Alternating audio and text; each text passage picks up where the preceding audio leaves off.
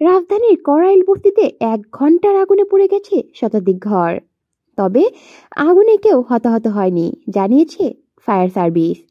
বুধবার বিকেল 4টার দিকে আগুন লাগে। আগুন নিয়ন্ত্রণের কাজ করেছে ফায়ার সার্ভিস ও সিভিল ডিফেন্সের ইউনিট। পরে 1 ঘন্টার চেষ্টায় নিয়ন্ত্রণে আনে আগুন 9টি ইউনিট। বৈদ্যুতিক শর্ট সার্কিট বা গ্যাস লিকেজ থেকে আগুনের সূত্রপাত হয়েছে বলে ধারণা করছে ফায়ার সার্ভিস। বুধবার বিকেলে 4:15টার দিকে আগুনের খবর পায় ফায়ার সার্ভিস।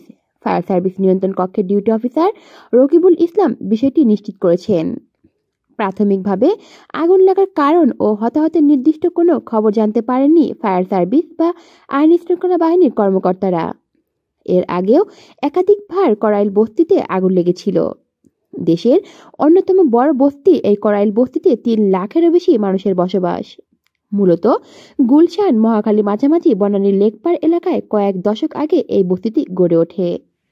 কলি শিকদার, বাংলা নিউজ নেটওয়ার্ক।